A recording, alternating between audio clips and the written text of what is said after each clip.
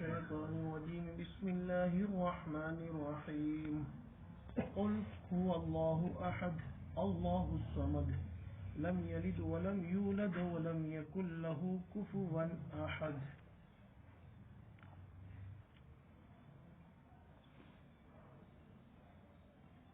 اس سورت کا نام سورہ اخلاص ہے. تفسیر سے پہلے ایک بات، شیطان انسان کا ازلی دشمن ہے. شیطان انسان کا پہلے سے دشمن ہے، ابتدائی آخری نشر سے انسان سے دشمنی ہے. اللہ تبارک و تعالی نے آدم علیہ السلام اور حوا علیہ السلام کو جنت میں داخل فرمایا. شیطان کو یہ بات پسند نہیں آئی. تکوینی امور کے ماتحت شیطان نے حضرت آدم علیہ السلام کو ورگلایا. اللہ تبارک و تعالی نے آدم علیہ السلام سے کہہ دیا تھا وَلَا تَقْرَبَا هَٰذِهِ الشَّجَرَةَ فَتَكُونَا مِنَ الظَّالِمِينَ. تم دونوں اس درخت کے قریب نہ جانا ورنہ حد تجاوزی کرنے والوں میں سے ہو جائیں گے. فَأَزَلَّهُمَا الشَّيْطَانُ، شیطان نے ان دونوں کو پھسلایا کہ فلاں درخت ہے، اگر آپ کھا لو گے تو کبھی بھی آپ جنت سے نہیں نکلیں گے، ہمیشہ جنت میں رہیں گے. آدم علیہ السلام نے درخت میں سے کچھ کھا لیا، حضرت حوا نے کچھ کھا لیا. اللہ تبارک و تعالی نے دونوں کو جنت سے دنیا میں اتارا.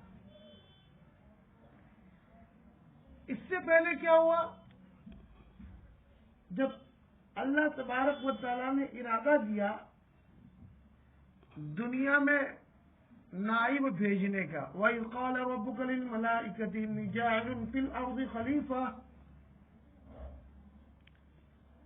اس وقت تو یاد کر دیجئے، اس وقت کو یاد کریے جب تیرے پروردگار نے فرمایا فرشتوں کے سامنے میں زمین میں ایک نائب بھیجنا چاہتا ہوں. تو فرشتوں نے فوراً کہا تھا أَتَجْعَلُ فِيهَا مَن يُفْسِدُ فِيهَا وَيَسْفِكُ الدِّمَاءَ. ارے آپ اپنا نائب بنا کر ایسے لوگوں کو بھیجنا چاہتے ہو جو خون بہائے، فساد پھیلاوے. نحن نسبح بحمدک ونقدس لک، ہم 24 گھنٹے آپ کی تسبیح بیان کرتے ہیں، آپ کی تقدیس بیان کرتے ہیں، کیا ضرورت ہے؟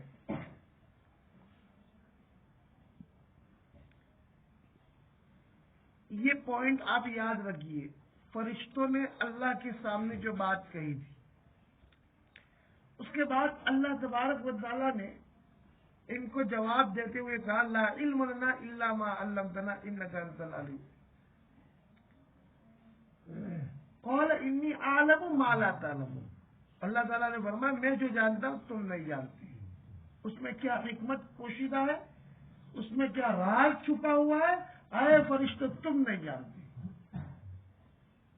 آدم علیہ السلام کا پتلا بنایا، اس میں روح پھونکی، آدم علیہ السلام میں جان آئی، فرشتوں سے کہا سجدہ کرو.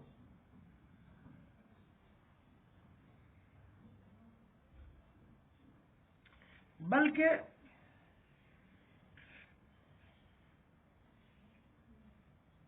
اللہ تبارک و تعالیٰ نے امتحان لیا.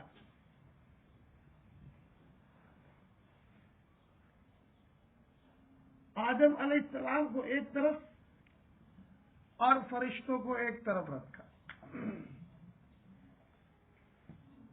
اور فرشتوں سے کہا کہ ذرا دنیا دنیاوی چیزوں کے نام تو بتائیے. وَعَلَّمَ آدَمَ الْأَسْمَاءَ كُلَّهَا ثُمَّ عَرَضَهُمْ عَلَى الْمَلَائِكَةِ فَقَالَ أَنبِئُونِي بِأَسْمَاءِ هَؤُلَاءِ إِن كُنتُمْ صَادِقِينَ.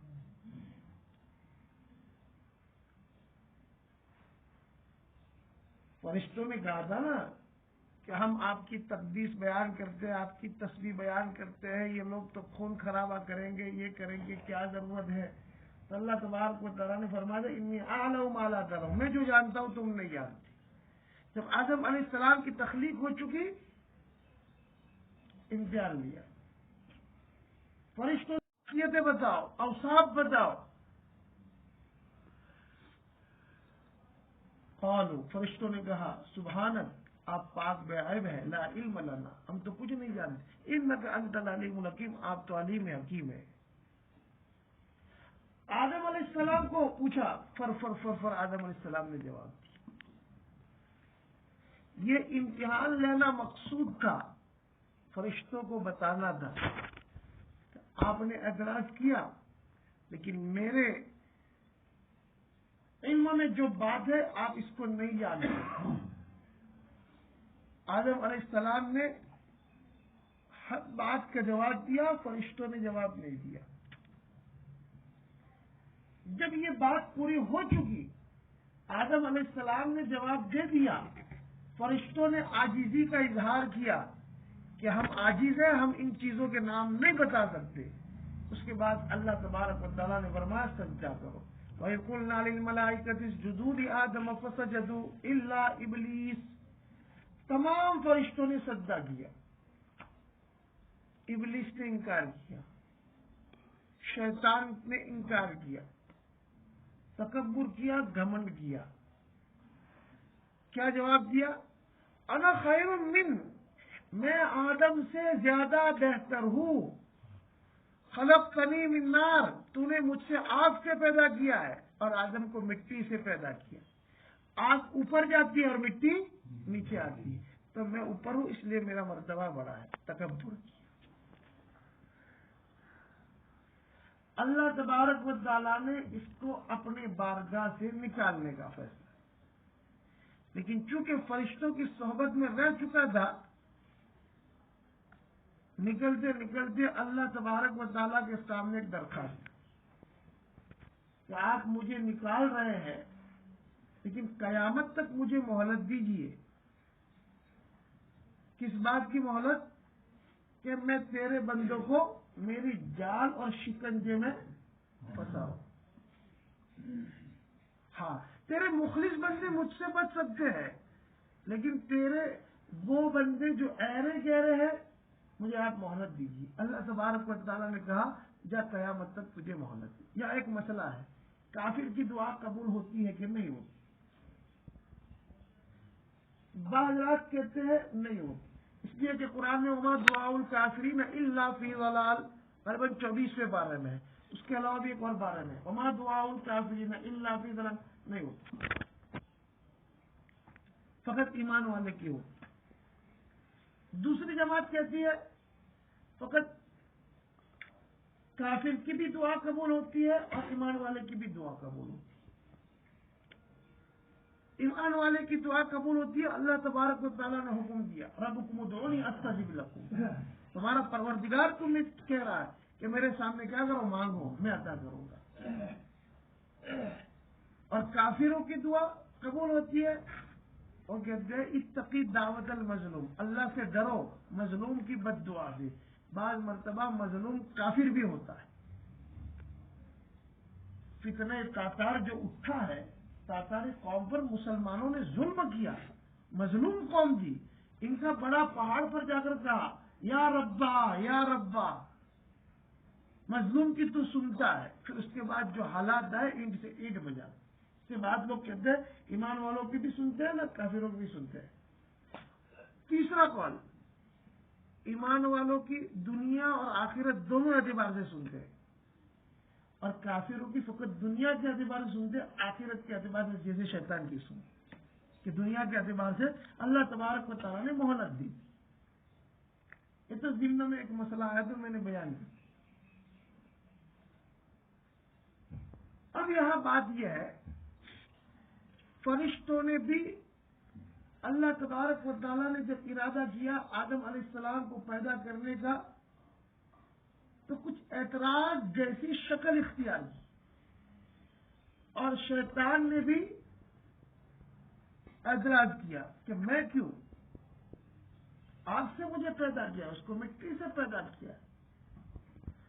تو جب فرشتوں نے بھی اعتراض کیا، شیطان نے بھی اعتراض کیا، ابلیس نے بھی اعتراض کیا، تو ابلیس کو تو نکالا گیا دربار خداوندی سے، اور فرشتوں سے کچھ نہیں، فرشتوں کو نہیں نکالا گیا۔ اب بات سمجھ رہے ہیں کہ نہیں؟ فرشتوں نے بھی تو اعتراض کیا تھا کہ کیوں پیدا کر رہے ہو، ہم ہیں، تعریف کرتے ہیں، تقدیس بیان کرتے ہیں، یہ خون خرابہ کریں گے، فساد مچائیں گے، تو انہوں نے بھی اعتراض کیا، اور ابلیس نے بھی اعتراض کیا کہ میں سجدہ نہیں کروں گا، مجھے آگ سے پیدا کیا اور اس کو تو مٹی سے پیدا کیا۔ تو ایک کو تو نکالا اور ایک کو قریب میں رکھا۔ اس کا جواب یہ ہے اعتراض کرنے کی بھی مختلف شکلیں ہوتی ہیں۔ ایک تو طالب علم استاد سے اعتراض کرتا ہے، استاد کتنے پانی میں ہے، جواب طالب علم کو یاد ہوتا ہے، جواب طالب علم کو معلوم ہوتا ہے، اس کے باوجود وہی سوال کرتا ہے استاد سے کہ استاد کو یاد ہے کہ نہیں، ٹیچر کو معلوم ہے کہ نہیں۔ یہ سوال کرنا اچھا نہیں ہے، یہ سوال کرنا شرارت پر معمول ہے۔ اور ایک طالب علم واقعی اس کو کوئی چیز معلوم نہیں ہوتی اور وہ ٹیچر سے پوچھتا ہے، تو یہ سوال کرنا اچھا ہے۔ تو یہاں فرشتوں نے بھی سوال کیا، لیکن فرشتوں کا سوال کرنا ناصحانہ خیر کھانا تھا۔ ان کو کیسے پتا چلا کہ یہ لوگ خرابہ کریں گے، فساد چلائیں گے؟ انسان سے پہلے دنیا میں جنات آ چکی ہے اور جنات دنیا میں فساد پھیلا چکے تھے، تو فرشتوں کو معلوم تھا کہ یہ مکلف جنات جب یہ دنیا میں جا کر خون خراب اور فساد مچا رہے ہیں تو انسان بھی مکلف ہوگا، یہ بھی دنیا میں جا کر خون خراب اور فساد چلائیں گے۔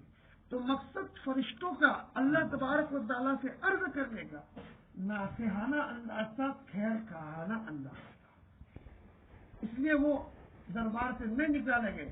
اور شیطان کا مقصد ناصحانہ نہیں تھا بلکہ اعتراضانہ تھا، خبیثانہ تھا، اور شرارت کے انداز میں یہ سوال تھا، اس لیے اس کو نکالا گیا جنت سے اور ہمیشہ کے لیے کیا ہوا، جہنم میں۔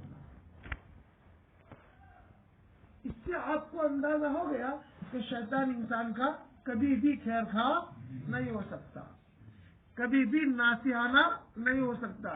ابھی کل یا پرسوں بتایا تھا نا، امیر معاویہ رضی اللہ تعالی عنہ تہجد کی نماز فوت ہو گئی،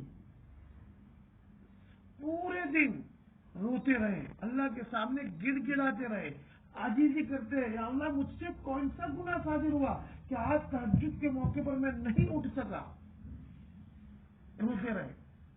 دوسرے دن جب تہجد کا وقت آیا تو کوئی اٹھا رہا ہے، ان کو تھپ تھپا رہا ہے، پاؤں کھینچ رہا ہے۔ امیر معاویہ آنکھ کھل گئی، او دیکھا بڑے میاں ہے۔ امیر معاویہ رضی اللہ تعالی فرمایا آپ ہے کون؟ آپ بڑے اچھے لگتے ہیں یار، مجھے تہجد کے وقت اٹھایا، تو کیا میں تو شیطان ہوں؟ امیر معاویہ رضی اللہ عنہ فرمایا لا حول ولا قوت الا باللہ، تیرا باوا کا ستیہ ناز ہو، شیطان تہجد کے وقت نماز کے لیے اٹھا رہا؟ نہیں نہیں، مجھ پہ رحم آیا، آپ تہجد کی نماز کے پابند ہیں، آپ کی تہجد چلی جاتی ہے، اس لیے امیر معاویہ رضی اللہ عنہ فرمایا تو تو ہمارا ازلی دشمن ہے، کبھی انسان کے ساتھ تو خیر خیر نہیں کر سکتا، تو تہجد کے وقت مجھے اٹھانے آیا ہے تو اس میں بھی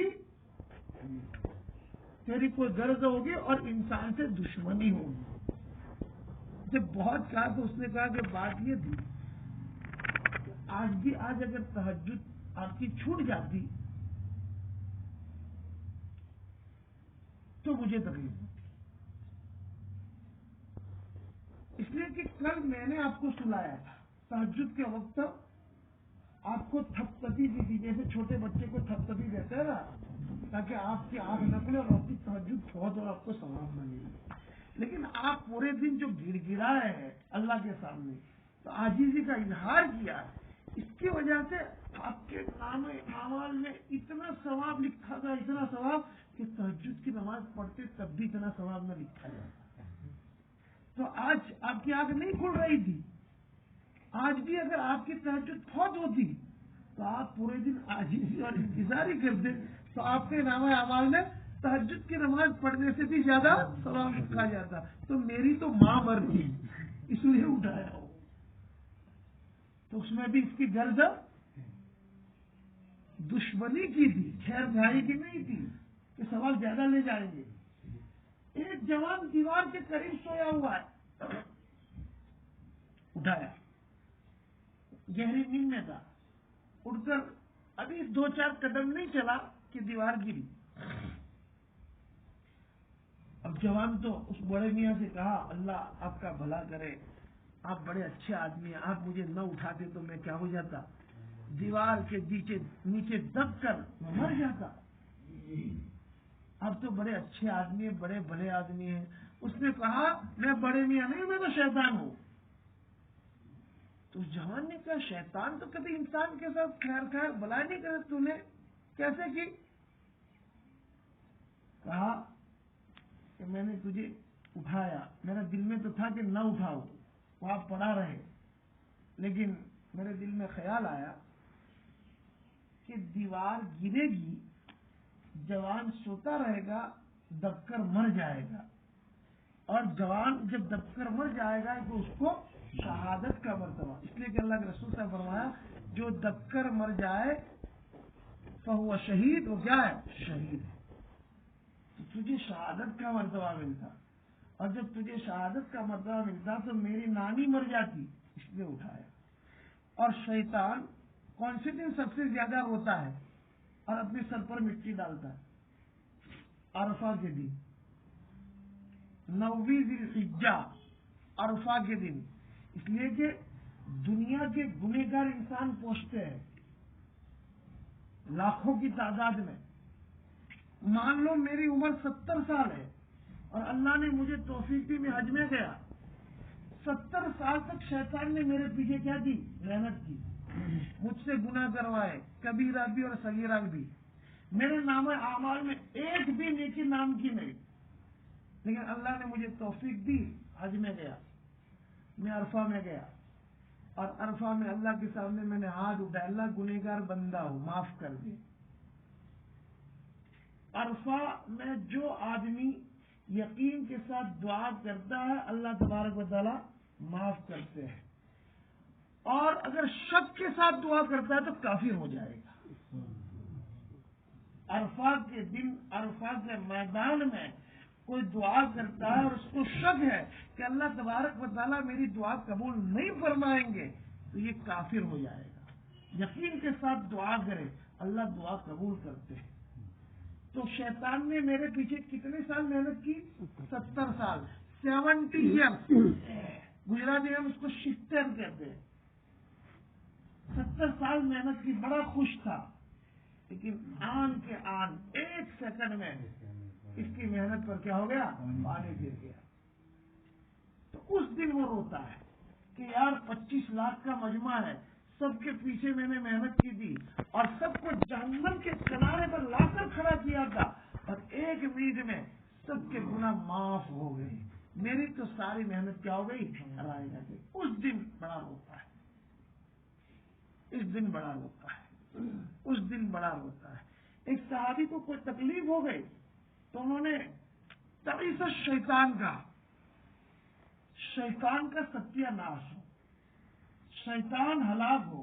اللہ کے رسول صلی اللہ علیہ وسلم نے فرمایا تو نے یہ جو جملہ کہا ہے نا, تو شیطان ابھی پھول رہا ہے, پھول رہا ہے, پھول رہا ہے, اور جس جگہ تھے اس طریقے سے پورے روم میں پھیل گیا ہے تیرے جملے کی وجہ سے, اس لیے کہ تو نے نسبت کس کی طرف دی, شیطان کی طرف. تو شیطان یہ سمجھتا کہ میرے پاس بھی کوئی پاور ہے. جب ایسی مصیبت پیش آئے نسبت اللہ کی طرف کہ اللہ کی طرف سے ہوا.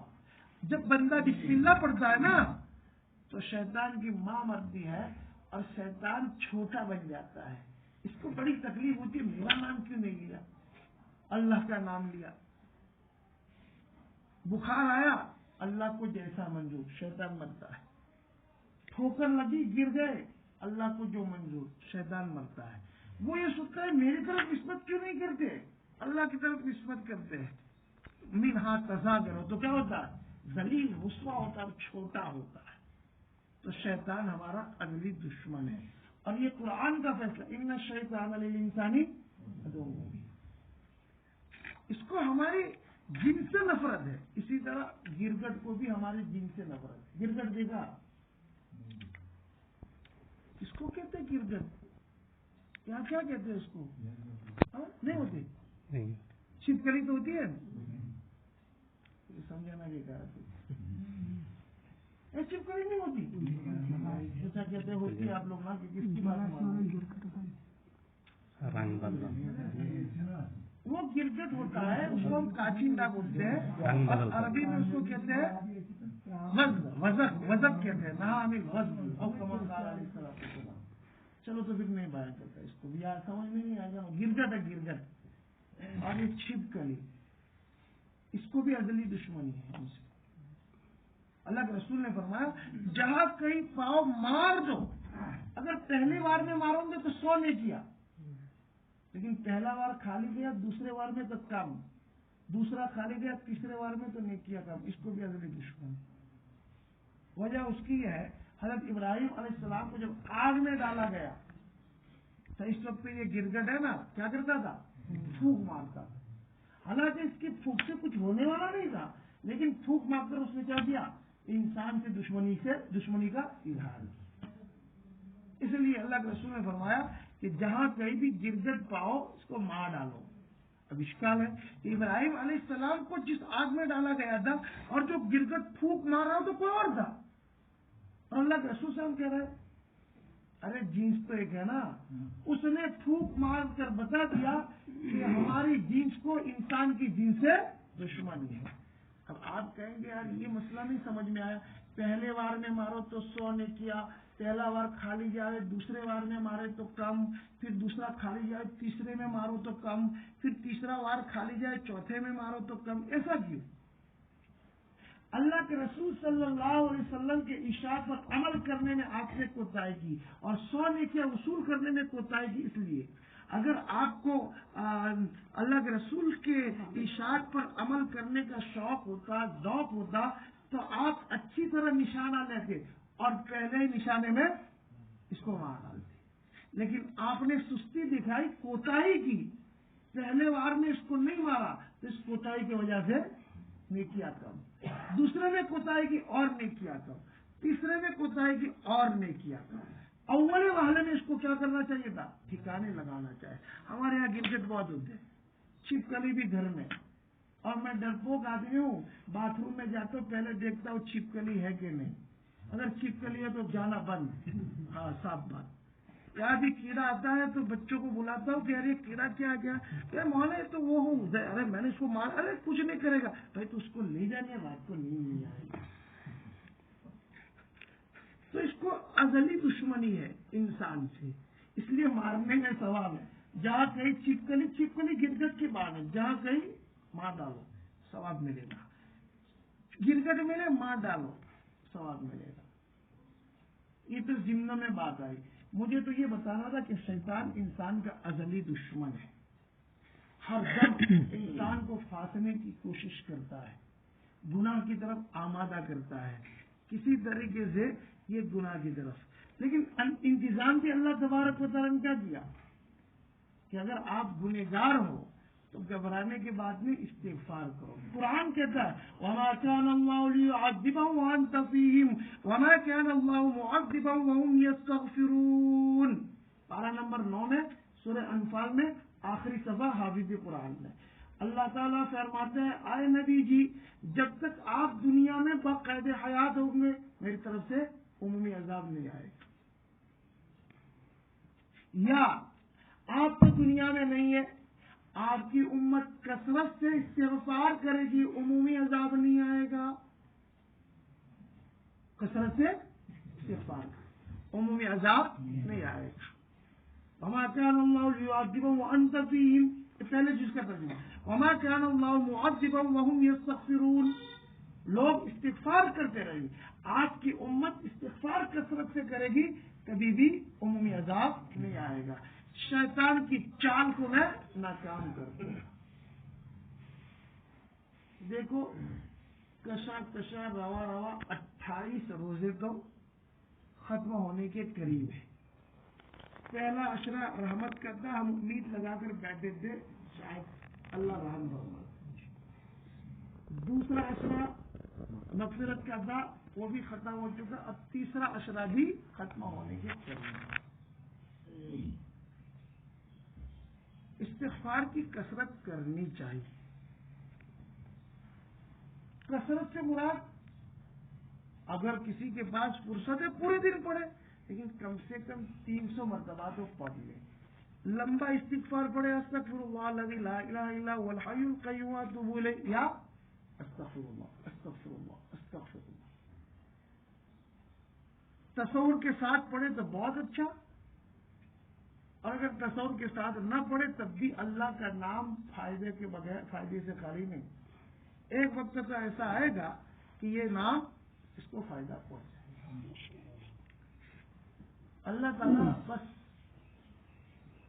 انتظار میں کہ کب بندہ میری طرف تھوڑا سا لپکے اور استغفار کرے, مجھ سے مانگے. بڑے خوش ہوتے ہیں. اگر کوئی بائک چلانے والا بائک چلانے سے پہلے دعا پڑھ لے, بسم اللہ الحمدللہ اللہ اکبر, پھر یا اللہ اغفر لی ذنبی انہ لا یغفر الذنوب الا انت, تو اللہ تعالیٰ فرشتوں کو کہتے ہیں ارے دیکھا نا, دیکھو میرے بندے کو, اس کو معلوم ہے کہ بخشنے والا میں کوئی نہیں. فرشتوں کو بتانا تھا کہ بشر بھی ایسے ہوتے ہیں. اعتراض کیا تھا نا, تو جب بھی کوئی ایسا موقع ہوتا ہے نا تو اللہ تبارک و تعالیٰ فرشتوں کے سامنے بات رکھتے ہیں کہ دیکھو میرے بندے مجلس میں بیٹھے تھے, ذکر کی یا تعلیم میں بیٹھے تھے, تو ان کا مقصد کیا تھا پوچھتے ہیں. کیا اللہ تعالیٰ کو معلوم نہیں؟ معلوم ہے, لیکن فرشتوں کو بتانا ہے کہ آپ نے اعتراض کیا تھا نا کہ ہم تسبیح بیان کرتے, ہم تقدیس بیان کرتے تو خون خرابہ کریں گے. دیکھو وہ تو میرا نام لے رہا ہے. فرشتے کو بتانا ہے کہ بشر بھی ایسے ہوتے ہیں. عمر بن خطاب کے زمانے میں ایک بندہ تھا پیر چنگی رحمت اللہ. چنگ کہتے بجانے والا. تو جب جوان تھا آواز بہت اچھی تھی, بجاتا تھا, لوگ پیسے دیتے تھے, محلے محلے گھومتا تھا. لیکن ایک عمر پہنچ گئی, بڑھاپا آ گیا, آواز بھی بند ہو گئی. وہ نئی باقی نہیں رہی آواز میں, خوبصورتی بھی باقی نہیں رہی, اب کوئی نہیں بلا رہا, آمدنی بند ہو گئی. وہ دن آئے اب بھوکا رہ رہا ہے, کچھ نہیں مل رہا, کوئی بلا بھی نہیں رہا, نفرت کر رہے ہیں لوگ. اب بیمار ہو گیا, بیمار رہنے لگا, کیا کرے. ایک دن اس کے دل میں آیا یار سب روٹ گئے ہیں, پروردگار کو میں منوا لوں.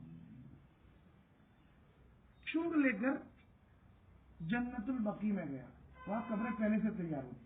ایک قبر میں بیٹھ گیا, اور ایک قبر میں بیٹھ کر چونکہ اس کو معلوم تھا کہ اب میری آخری گھڑیاں چل رہی ہے, اب میں بیمار رہ رہا ہوں, اللہ سے التجا کہ اللہ جوانی کا جوش تھا, تو نے مجھے خوبصورتی دی تھی, خوبصورت آواز دی تھی, میں تیری نافرمانی سے کیا. اب تو دوست احباب نے منہ موڑ لیا, گھر والوں نے منہ موڑ لیا, ہر اعتبار سے پریشان ہو گیا. اب تیرے در پہ آیا ہوں, مان جا, میرے گناہ معاف کر دے. ہزاروں قطار رونے لگے. عمر بن خطاب رضی اللہ تعالیٰ نے اپنے گھر پہ قیلولہ کیے, دو گھر میں. خواب میں آواز دینے والے نے آواز دی, ارے عمر خلیفہ بن کر بیٹھے ہو, میرا ایک بندہ جنت البقیع میں بھوکا ہے, کھانا پہنچاؤ. میرا ایک ولی جنت البقیع میں بھوکا ہے, کھانا پہنچاؤ. بیمار ہو گئے تھے, خادم کو بلایا, کھانا تیار کروایا, ساتھ میں چلے. اب وہ خادم ہاتھ میں کھانا اٹھائے ہوئے تھا, عمر بن خطاب بھی ساتھ میں تھے. اور پھر چنگی رحمت اللہ علیہ قبر سے دیکھ رہے کوئی آ رہا ہے, جب تھوڑے قریب دیکھا عمر بن خطاب ہے تو اوسان کھٹا ہو گئے، قبر سے نکل کر بھاگے کہ ابھی درہ اٹھائیں گے ماریں گے، چونکہ معلوم تھا کہ یہ تو بچانے والا ہے. بھاگے بھاگے عمر بن خطاب پیچھے دوڑ رہے ہیں آگے جا رہے ہیں، پیچھے دوڑ رہے ہیں آگے جا رہا ہے.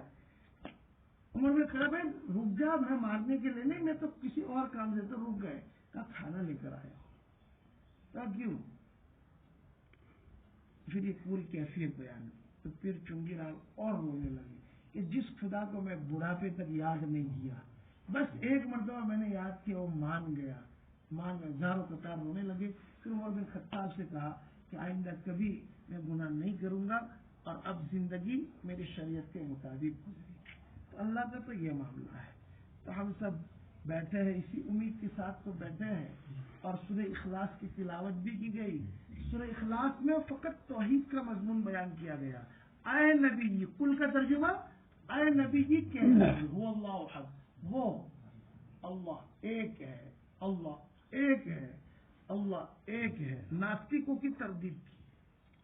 ناستک کسوں کہتے ہیں؟ جو کہتے ہیں کہ دنیا خود بخود بن گئی اور یہ سسٹم خود بخود چل رہا ہے اور ایک زمانہ آئے گا تو کہ سب فنا ہو جائے گا. اللہ نہیں ہے، اللہ ایک ہے. اللہ نے اس نظام کو بنایا ہے، اس سسٹم کو بنایا ہے. تو داہریہ کی تردید کی. اللہ الصمد، اللہ الصمد، اللہ الصمد. اللہ بے نیاز ہے، اللہ کسی کا محتاج نہیں، پوری دنیا اللہ کی محتاج ہے. یہ سمجھ کا ترجمہ. ہندی میں ترجمہ کرتے اللہ نیرادھار ہے، اللہ کو کسی کے آدھار کی ضرورت نہیں ہے.